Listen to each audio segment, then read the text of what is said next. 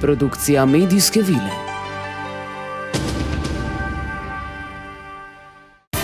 Dnevni tednik. Prve in zadnje vesti. Z vami vsak dan v sredo ob pravi uri. Danes. Ali si petke res zaslužijo dvojke?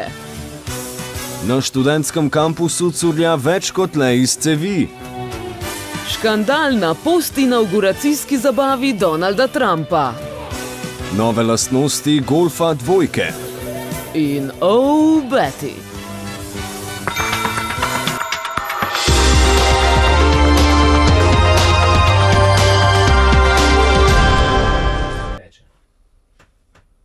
Pozdravljeni v dnevnem tedniku produkcijske hiše Medijske vile. Danes sva z vami Karla Del Monte In Igor Bigant. Pozdravljeni. Žal vas moramo obvestiti, da sledečega prispevka ne bomo predvajali zaradi inauguracije novega ameriškega predsednika Donalda Trumpa. Za razumevanje se vam zahvaljujemo, poglejmo pa, kaj se dogaja s športom v prestolnici. Znanost in tehnika.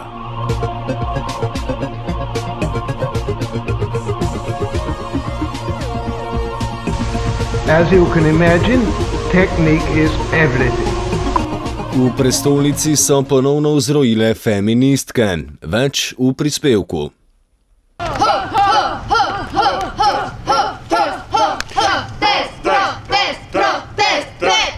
V Ljubljani se je zgodila tragedija. Jankovićeve predvolilne obljube o petkem prijaznem mestu so padle. Ob zimskem sprehodu skozi center se je gospodični v Špranjo med tlakovce zataknila petka in zlomila si je nogo. Nesreči je, kot rečeno, botrovala neizpolnjena predvolilna obljuba in zadnji fashion trend z modnih obrvi in žanskega podalpja, katerega slogan Boli me patak navdušuje modne blogerice in starlete prestolnice.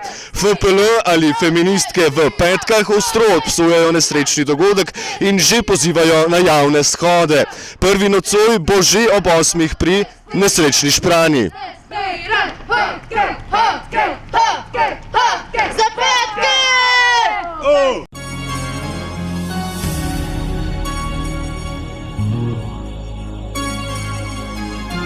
Šport. And is threatening to pervert an entire generation. Kot da bi se Slovenija zbudila v območju somraka, so petkov dan opisali predstavniki študentskih strank. Namreč, običajen petkov dan je na študentski organizaciji minil brez nepotizma. Škandalozno dejanje, ki se ga je prijelo ime Šosliks ali Šovliks, so ostro obsodili predstavniki strank Modro za študente in skupina Povezani. Po ekskluzivnem pričevanju predstavnika Povezanih, ki želi ostati anonimen, je glavni povod za manko nepotizma pomankanje žlahte oziroma obče gledano slaba prebivalstvena struktura Republike dežele. Prisluhnimo. Zjutraj sem se zbudil in sem imel 5 neodgovorjenih. Nisem slišal, ker smo imeli na kampusu lih dan prej event Ouija, ker smo pač z Ouija ploščo klicali duhove, da pač vsaj nekdo pride na kampus. V glavnem pogledam na telefon in 3 neodgovorjene od Klasinca in 2 od Kokla iz Primorska.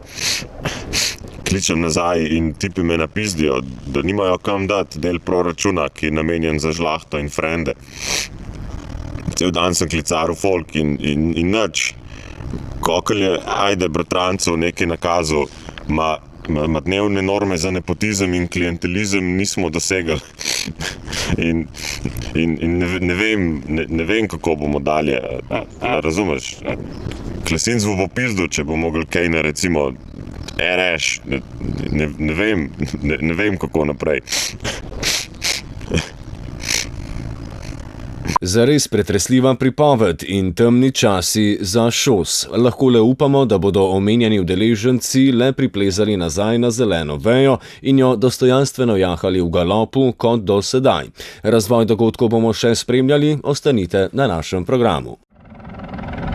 Zdaj pa Oh, Betty. Slovenski rojaki v Italiji zopet tarča varčevalnih ukrepov. Italijanska vlada jim noče izdelati slovenskega notnega črtovja.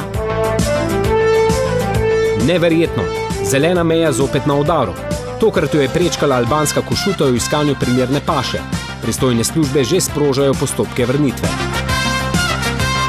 Ob 18. uri vabljeni na predavanje Pedra Opeke z naslovom Ali so misionarji dobili ime po misionarskem položaju ali misionarski položaj po misionarjih.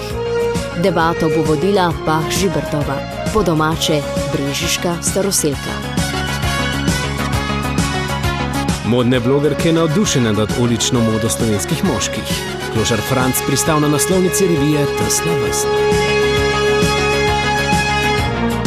Hrvat med spremljanjem tekme pozabil nahraniti hrčka. Pol države zavito v svetlobni mrk. Sponzor oddaje je Društvo razsvetljenih hašišarjev Martin Luther. Prvemu, ki pokliče na številko 01 656 29 653, mu na vrata nabijemo 95 jointov. Produkcija medijske vile. Dnevni tednik. Z vami vsak dan v sredo ob pravi uri.